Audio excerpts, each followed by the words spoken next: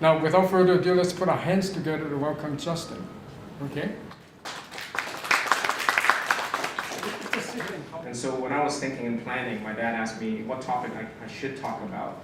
I think what is very close to my heart is recruitment, career, people, and so that's what I want to share today is career planning, the topic of career planning. And hopefully, I know you guys are all from different years in university, but at one point, you will start to think about your career and career planning. So hopefully this is a relevant topic for all of you today. So I graduated university in 2002, 20 years ago. So I was in your exact seat, thinking about my first job, where am I going to end up, what my journey is going to look like. But at that point, I was very young, relatively immature. I didn't do a lot of planning in my head, to be honest. And on top of that, when I graduated in 2002, it was just 2 years after the dot-com bubble, which you may have read in history books because you guys were very small back then, very young. So the economy was not good. I still remember before I graduated, I sent out job applications as you will do today. I don't remember exactly how many. It felt like I applied for 200 to 300 jobs. And I got 2 interviews. 2 only. One with a bank. It's called the TD Bank of Canada. And the other was, as my dad mentioned, a car rental company. So when you compare the two, a bank or want to rent cars, of course I want to work for a bank. So I went for an interview, and I actually went quite far in both those job opportunities. The interview process, I went to the last round, both of them. Long story short, after I interviewed with the bank, a couple of days or maybe a week later, I got a phone call. I didn't get that job. Quite devastated. I didn't have, that was my one of the 2 options. The door was closed, and when I interviewed for the car rental company, there was only one interview, I believe. I went in, the next day they came back and offered me the job. Of course I took it because that was the only choice I had. I still remember at that time, I was quite embarrassed. There was a bit of shame because of course I wanted to be a banker, and quite a few of my friends who studied the same degree, I studied a business degree in marketing, would naturally go into the field of finance. That seemed like the natural path. But all of a sudden I was faced with a situation I had to go rent cars. Nothing wrong with that, but perhaps what I had in mind was a different start to my career. But that's the beauty of things, right? Looking back now 20 years and going back to the topic of career planning. Yes, you can plan, you can put in efforts, you can do all the planning you want, but the reality is the outcome may be very different. There's only very little you can control of where you're going to start, what your journey will be, and where you're going to end up. But I think what you can definitely take control of is how you're going to make the best of each opportunity. How you're going to make the best of the journey that's going to lead you to the next milestone, to the next milestone, and to the next milestone. And certainly, I took that advantage because I was instilled by Phil long ago, even though as I was a kid, it doesn't matter what industry you're in. It doesn't matter what kind of job or what you're tasked with. You have to give it your best, and you want to make sure you do a really good job, an exceptional job, whatever career, whatever industry, whatever job you're in. So I took in that mindset in entering my first job in sales, in car rental. Looking back, to be very honest, if I'm completely honest, that was working for Enterprise Rent-A-Car was the most exciting job still today. I'm not going to tell my boss that, of course, today. And the job that I actually learned the most, and I grew as a person the most in that job. Now, it was a sales role. Yeah, I didn't imagine I would go into sales. But what I learned from a sales job are quite a lot of things. People skills, how to relate, how to interact with people, how to communicate effectively. I learned how to cater my communication style based on the different customers, because every customer walk in will have different expectations, different background, different way of communicating. I had to, on the spot, adjust myself to cater and to be successful in selling.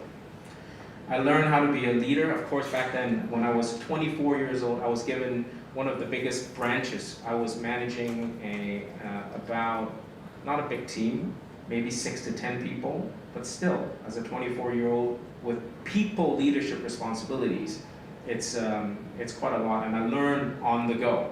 Of course, I made a lot of mistakes, but in learning to lead people, one thing I learned, and I use leadership rather than management. Because management is managing, to me, is more managing tasks.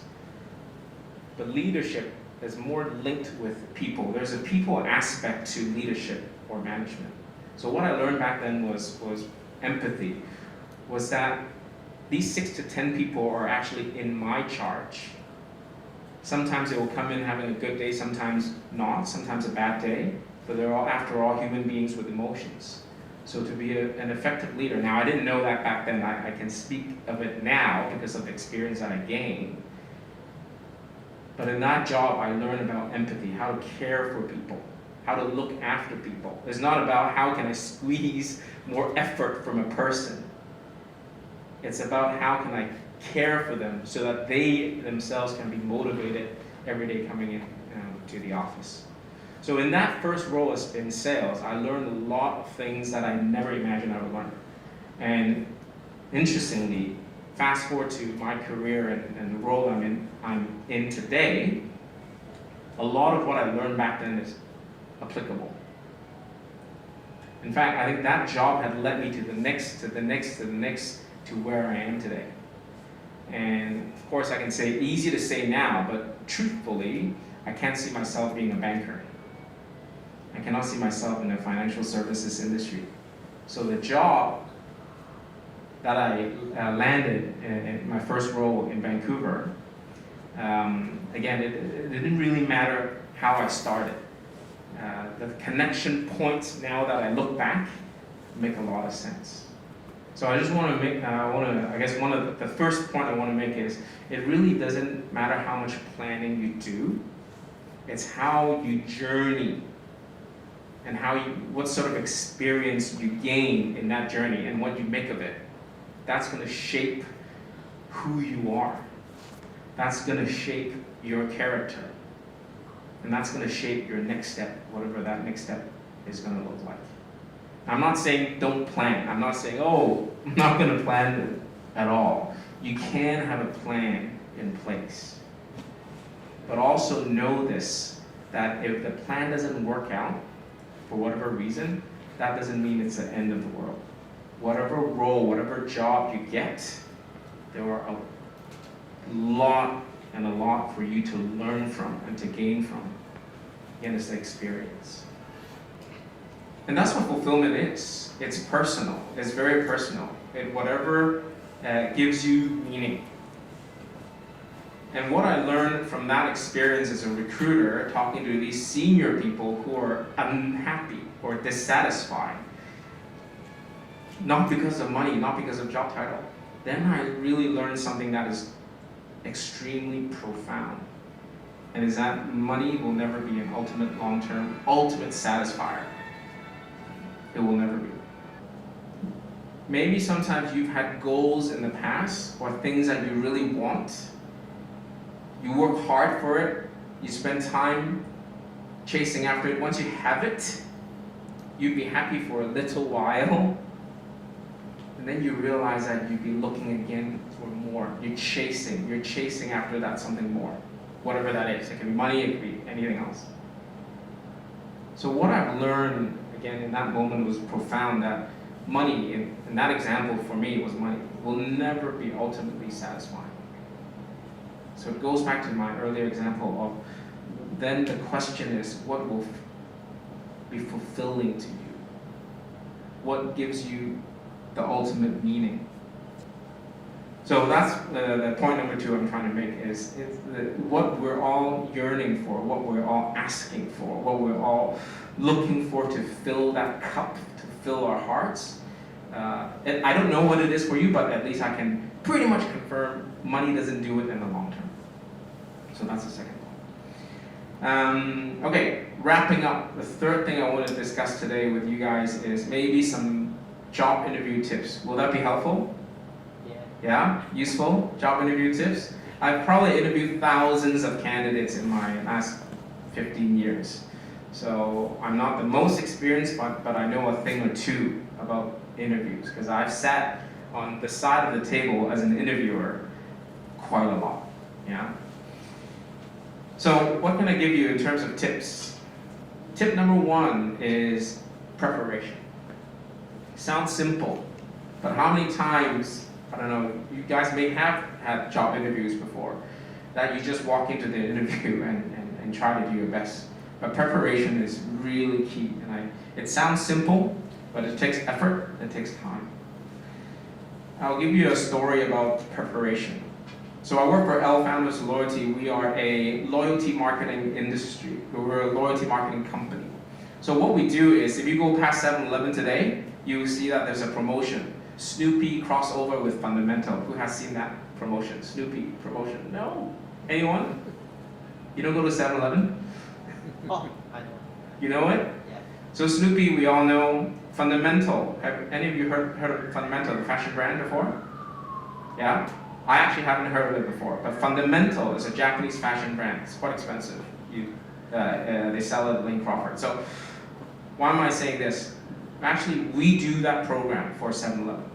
So that Snoopy Fundamental program is designed by us. So we help convenience stores, we help supermarkets, we offer them these loyalty programs that help them drive traffic and revenue. Yeah? Because when you see those redemption items, you want to go and redeem a tote bag or a toy or the plush toy, right? So it attracts more customers. Anyway, so that's the industry I'm in. The example I want to give about preparation is one of our top salespeople globally. I've heard him sell before. I've heard his sales pitch before. It's one of the most amazing things when he stands up on stage and tries to sell. He's an exceptional sales. He's a top sales. He's very convincing. I've once heard his 20-minute pitch. I was sold. Like, he could be selling anything today, standing in front of you. I'm sure you will also have that feeling. The reason I asked him, I said, hey, you're just naturally very talented in selling.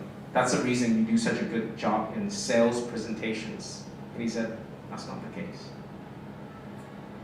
So he told me, Justin, let me tell you a secret. Why am I successful? And he told me that the average sales pitch he does actually is not 20 minutes. Usually it's about an hour. Pitching for an hour is not easy. I've been talking for about 20 minutes. Some of you may be falling asleep. But pitching for an hour is very, very difficult. And he does a really good job. And he tells me the secret is he practices about 200 times. He does it 200 times, minimum, sometimes even more, of this 1 hour presentation. But how many people will have the patience to do that, to practice that? So what I learned from that is, when I see that presentation, what I see is someone who's very talented, who's exceptional. But what I don't see is behind the scenes how much hard work he puts in preparation. So I admire the effort. Nothing comes easy. What seemingly is very easy, most of the time, there's a lot of hard work and blood, sweat, and tears behind the scenes. Of course, there are people who are naturally talented, but I like to say most people aren't, whatever craft you're in. So preparation is hugely important, it's critical. So before you go for your next job interview, prepare. Read up about the company, research, a lot of news. It's so much easier now researching for jobs than when I started in my career. And so there's really no excuse not to prepare. And if you prepare, I guarantee you, you will stand out from the crowd. You will be able to impress the interviewer. So that's point number one for job interviews. Second tip I can give you is, you have to be yourself. A lot of times when you go in for interviews, certainly I did that earlier in my career, I want to create an image that the interviewer may like. So I'm trying to be someone. But it is actually very important to be yourself, because you want the company to hire you for who you are, not rather than who you pretend to be, let's say. Of course, in an interview, you sit up straighter, you have a good posture, but that doesn't mean you're not being yourself. You have to be authentic. If they hire you, or if they don't hire you because of who you are, then that's not even the right company for you anyway. So I think over the years, having met and interviewed so many candidates, a lot of people give me same answers. I ask a question, most 80%, 90% of people would answer the question exactly the same way. I don't know, maybe they have these interview, or whatever. They all come and give the same answer. It is those who actually give an answer straight from the heart, those are the candidates who I remember. You know, one of the indications when I interview now and hiring people for L, an indication to me whether it's a good candidate or not is whether I remember the name. Because to be honest, a lot of times I interview the candidate, a week later he asks me, oh yeah, last week I met, completely forgot. And it's because they're not memorable. And usually they're not memorable is because they're not authentic, believe it or not. But if people are being themselves and just answer questions, interview questions straight from the heart, it is so much more memorable. And one of the first criteria for you to pass from first interview to the second interview, the interviewer has to remember you first. If they don't remember you, you're not even going to pass the basic test. So I cannot stress enough how important it is to just be yourself and answer questions straight from the heart. And the third tip and the last tip I'll give you, and probably the most important tip going for job interviews is don't forget to smile. You can't see, but I'm actually smiling underneath. Honestly, this is, I think by far the simplest, but the most important tip I can give you. I naturally have a very angry face when I'm relaxed. So a lot of times people will come to me, hey, are you upset? Are you angry? No, I'm just resting. But I look angry. So I have to even remind myself even more that when I speak to people, when I'm in these sort of settings, to maybe even exaggerate a little bit more of my smile. Try this the next time when you speak to your parents, speak to your brother, sister, over the phone that is. Try this. Don't smile, just as an experiment, yeah? And talk in that kind of tone. But try one time that you're just exaggerating your smile and talk, and ask them if they can tell the difference. I guarantee you they will be able to tell the difference even if it's over the phone, even if they cannot see you. There's something about when you're smiling and talking, it actually brings a certain energy to the other side of the phone. And imagine if you can pick up whether a person is smiling or not over the phone, imagine the power of a smile in a face-to-face kind of interview setting. It really changes the game. I cannot tell you how many times I sit across a table of a candidate coming for an interview, and they look miserable. Maybe they're not. Maybe they have something exactly the same as me. When they're relaxed, they actually look angry or sad. But if you smile, it changes the energy of the room completely. And again, it helps you be much more memorable, because not a lot of people actually smile in an interview. I'm not asking you to exaggerate so much that you're jumping up and down for joy, but a pleasant smile really, really goes a long way. And yeah, trust me, this is simple, not easy to do actually, to do that. So those are the tips I want to offer. And again, Phil asked me to share about career planning. Hopefully through my story and what I've shared today, you can pick up a few things from my experience. And also interview tips, I think I've touched on that. And yeah, the secret, really, smile. Try that next time. It will work like magic. So thank you. Yeah, that's a very common question. What is your strength? What is your weakness? Strength, I think most people hopefully can identify. Strength is the easier question to answer. So again, be yourself. Give examples. I think the art of storytelling today, I don't have time to go into that, but I think the newer generation, if you do a lot of TED Talks, you hear good TED Talk speakers, they always use a form of storytelling. So I would say one tip before even answering that question is, as you share, as you go into an interview and engaging in answering questions, try to think about examples. Give examples. If you're giving examples, you're already doing storytelling. And I think that creates much more engagement with the interviewer.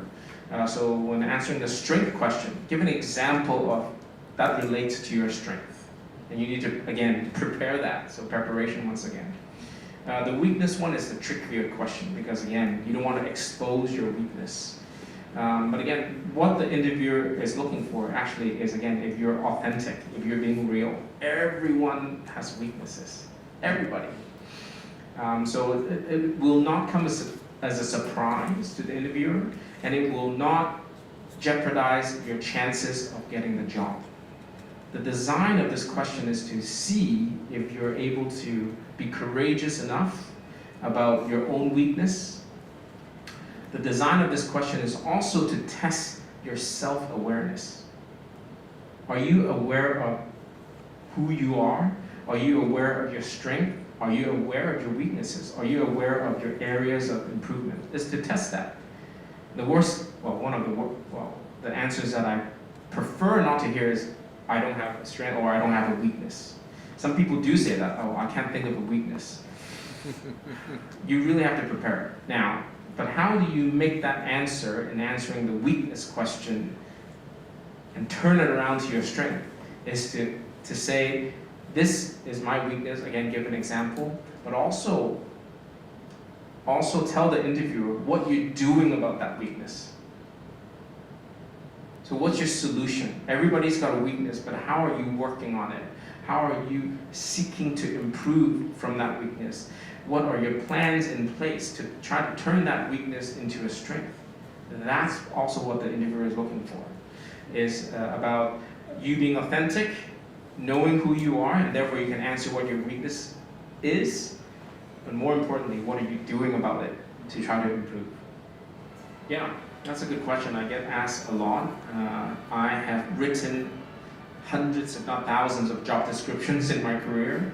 And a lot of times when I get to that part where I have to write the requirement, that's exactly what you're referring to. I usually just casually put it together. So what that means is, yeah, you don't actually have to meet all those requirements before you can get an interview. And sometimes whoever is writing that job online that you see, you don't know what the real intention is, right? So honestly, the short answer is go for it. Apply anyway. You never know. No candidate out there will meet all that 10 bullet points. No one. So out of those 10, actually what they're really looking for is someone who can tick maybe 3 of the 10, but you don't know which 3. So no one will have all those 10 bullet points, by the way. Does that make sense? No one. So if you find a job that you're interested, go for it. Especially as a fresh graduate, they say, oh, I want 5 years experience in this and exceptional communication skills. You may look at it as like, wow, that's not me, but go for it anyway. You'll be surprised when you get an email for an interview that you be invited for a job that you may not even think you qualify for. Yeah. Great. I really enjoyed the session today. I hope you guys have some few takeaway points and really you will be able to apply in your times to come.